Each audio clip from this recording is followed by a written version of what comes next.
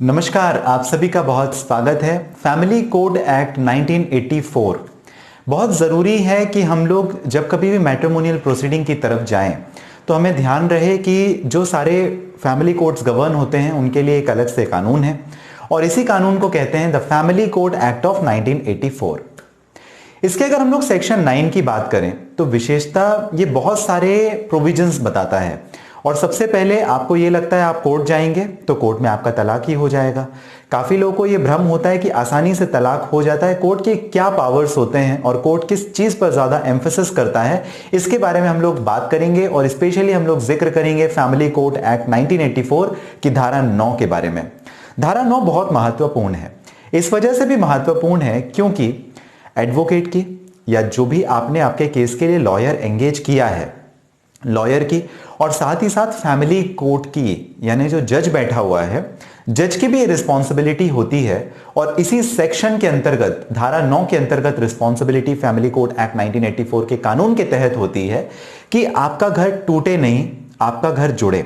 यह किसकी जवाबदारी है? आपके वकील की जवाबदारी भी है और कोर्ट की भी जवाबदारी है। तो कई बार अगर आप रंजिश वश कोर्ट पहुंच जाते हैं, तलाक का मामला दायर करते हैं या जुडिशियल सेपरेशन के लिए जाते हैं या किसी अन्य कारण के लिए, तो कोर्ट सबसे पहले कोशिश करेगा, पूरी कोशिश और एफर्ट्स डालेगा कि आपके केस में सेटलमेंट हो जाए। कई लोगों को अब ये समझना पड़ेगा कि सेटलमेंट यानी समझौते का क्या मतलब होता है। क्या समझौते का एक ही मतलब होता है कि आपको समझाइश दे दी जाए और आप वापस अपने घर चले जाएं, पति पत्नी के तौर पर आप वापस से रहना शुरू कर दें? क्या समझौते का यही मतलब है?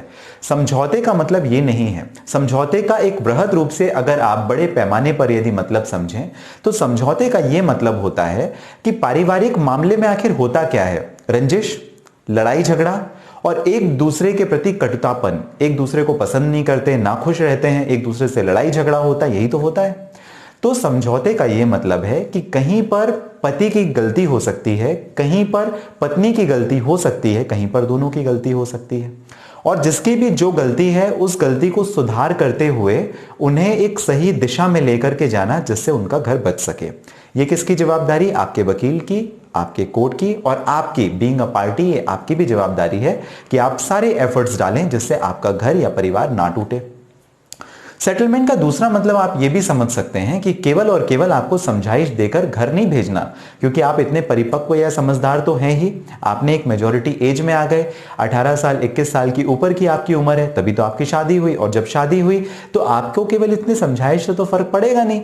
तो इस वजह से यदि आप कोर्ट जाते भी हैं, ऐसा डिसीजन लेते भी हैं कि आपको आपके रिश्ते को खत्म करना है या जुडिशियल सेपरेशन के लिए जाते हैं या किसी और कारण से जाते हैं, तो वहां पर कोर्ट यह ध्यान रखती है कि आपके केस में जो बेस्ट सेटलमेंट हो सकता है वो सेटलमेंट होना चाहिए।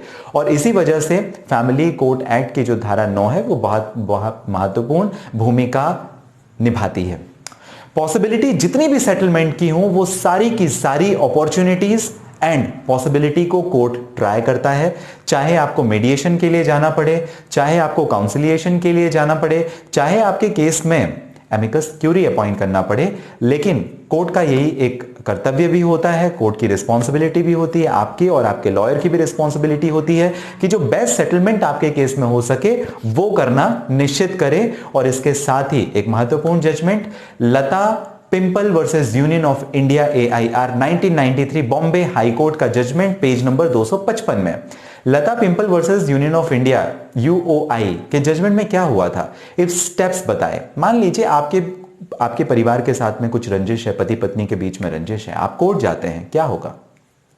कोर्ट जाने के बाद कोर्ट सबसे पहला स्टेप ट्राई करेगी कि दोनों पार्टीज के बीच में पैचअप हो जाए और दोनों वापस से एक साथ आ जाएं किसी भी तरीके से, लेकिन जो पहला स्टेप होगा वो यही रहेगा। दूसरा स्टेप क्या है? Amicable settlement. अगर इससे समझौता नहीं हुआ, समझाइश से काम नहीं बना, तो एमिकेबल सेटलमेंट आप कर लो। चाहे अगर आप तलाक की तरफ जा रहे हैं तो आप म्यूचुअल डाइवोर्स कर लो, या आपका एलिमनी का मैटर है, कहीं पे दाव पेच फंसा हुआ है कि आपका हस्बैंड आपको 10 लाख देने तैयार है, आपको 20 चाहिए, तो उसके बीच में कैसे एमिकेबल सेटलमेंट हो जाए। या बच्चे को लेकर के चाइल्ड कस्टडी किसके पास रहनी, विजिटिंग एक्सेस राइट किसके पास रहने, बच्चे के एजुकेशन और बाकी जो खर्चे हैं वो किसे उठाने हैं और पर मंथ के जो मेंटेनेंस है वो किसे उठाने हैं। तो इसको लेकर के अगर कोई डिस्प्यूट है तो उसमें एमिकेबल सेटलमेंट हो जाए। कहां पर रहना है, रेसिडेंशियल राइट किसके रहेंगे, विमेन कहां रहेगी, तो इन सारी चीजों को लेकर के दूसरे स्टेप में कोर्ट ट्राई करती है कि एमिकेबल सेटलमेंट हो जाए, म्यूचुअल कॉम्प्रोमाइज हो जाए दोनों पार्टीज के बीच में, जिससे उनका मामला सेटल हो जाए। और तीसरा, अगर कुछ नहीं तो फिर कॉन्टेस्ट कीजिए। जी हां, पहला स्टेप दोनों पार्टीज के बीच में पैचअप हो जाए, दोनों एक साथ आ जाएं। दूसरा स्टेप एमिकेबल सेटलमेंट हो जाए, म्यूचुअल दोनों अग्री कर जाएं किसी एक पर्टिकुलर पॉइंट पे। और तीसरा कॉन्टेस्टेड, यानी अब लड़िए आप। अब पूरे की जो ट्रायल की प्रक्रिया है ना, 1 साल 2 साल 3 साल या उससे भी ज्यादा, अब आप कोर्ट में लड़िए।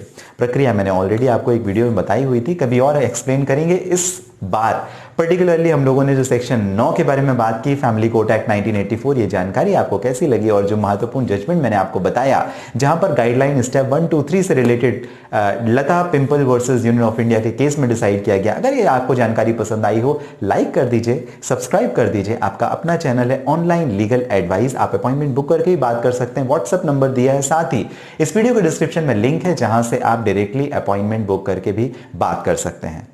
आप सभी का कीमती और महत्वपूर्ण समय जो आपने मुझे दिया, इसके लिए बहुत धन्यवाद।